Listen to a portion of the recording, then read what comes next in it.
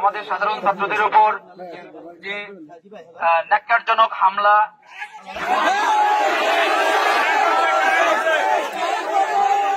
দেশীয় অস্ত্র দিয়ে ন্যাক্কারজনক হামলার ঘটনা ঘটিয়েছে ছাত্রদল বহিরাগতদের সহযোগিতায়, তাদের জানাই এবং